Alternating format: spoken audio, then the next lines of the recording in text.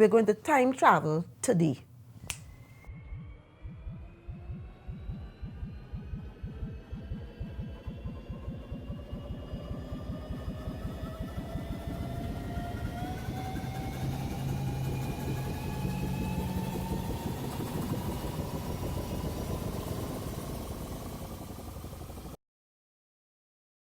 God has blessed us with the unique ability to travel back in time and get so much information about our residents and our relatives. We do not need a capsule. We do not need a rocket. We do not even need money. All it takes is love, patience, time, and the willingness to listen. Who was your uncle? Your aunt? Your grandfather? Your grandmother? Your mom, your dad, who are now aged and probably diagnosed with dementia, Alzheimer's, any one of those things, the memory has begun to fade. But there's so much information you can get from them. Isn't that amazing? I remember a resident who came to us who was in her 90s, and she went back, and I could actually see she came from Lebanon. Her relatives were from Lebanon, and they migrated to Trinidad. And you can actually picture the train lines. Her father was working on the train, and then she said they would have meetings, and she spoke about when she was younger, just got married. She went to Tobago with a few friends, and there was a snake, and there was a donkey, and how she freed the donkey. And it was eye-opening for me. And I sat there just soaking in the information, and I got to know her so much more, so that we were able now, when I came out, we were then able now to offer her different meals, because we recognize now that she was back in time and her diet, and then we understood why she wasn't eating some of our food. For 10 years, she didn't leave her room. I remember at first we just couldn't get her to eat anything. She didn't want anything. She was depressed. And then a day I took her out of bed and I took her to the porch. And I said, do you like the flowers? She said, yes, it's beautiful. I love flowers and I love the trees. And she started naming some of the plants to me. And I said, yes, I know this one and I know that one. And all of a sudden, there was this barrage of information. She went back to when she was a little girl. There were 6 sisters, 6 all girls. And what the father used to do, and how the mother was, and how she would spot her father coming down with the hat on his head, a particular hat that they wore at the train station. And once she saw him coming, she would begin to run, and the sisters would run, and they're trying to decide or to see who will reach him first. And I could picture her at that point in time as a little girl, well dressed in 2 ponytail, and daddy running. And it made you more recognize how humane, how human this person, but person wasn't born old. She had experiences. She was divorced, and she was able to tell me why she divorced the husband, what he did. And no, she can't remember what happened 5-10 minutes ago, but she was able to give me all that information.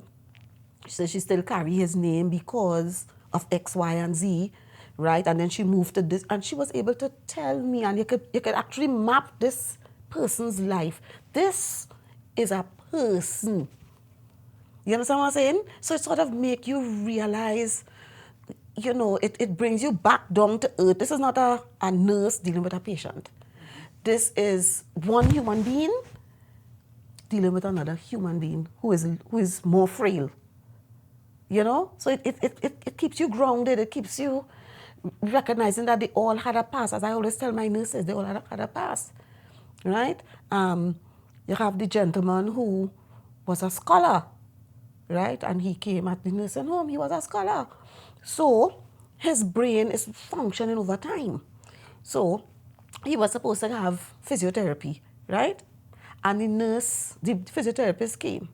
And she started telling him, well, okay, who I am and so on. And she wanted to lift his legs. And He said, so you want me to do these things? Yes. He said, for free? She said, well, I'm here to exercise. He said, listen, if not for me, you wouldn't have a job to come to me. So here's what. You have to pay me for the fact that you have a job. Now, that is amazing. That I would never, and I'm wondering why would he think that way? But when you sit with him, he can give you the history of Port of Spain. He can give you the history of Trinidad and Tobago. For instance, I never knew, Princess Town? Yeah. In Trinidad. It's not Princess Town. It's princes. Two princes. Two princes. Two princes visited the country and they walked through and so on, and they decided to adopt it. And so they called it Princess, meaning two, not Princess, which is what we call it today. It is actually Princ apostrophe S, because you understand what I'm saying, right? Good. He was able to give us all of that. So at the end of the day, you realize, he tells you how he was as a boy in Mayaro. He talk about flying kite. He talk about a dung tree near to a cemetery. And up to today, the dung tree is still there.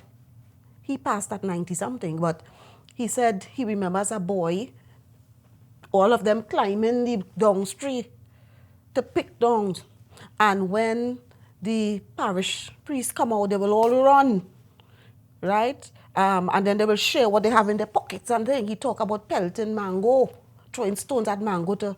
And then when the dog come out, they run in, right? He spoke about going to swim in the river and how they would do their breakfast, right? On the coal pot. And it took me to a different world, a world that I would never have known. I would never even imagine. But it was so visual, it was so real to him that I was able to understand now why he had certain concepts. So we were able to nurse him better. So sometimes it's not about tips for dementia patients or this or that. That is good.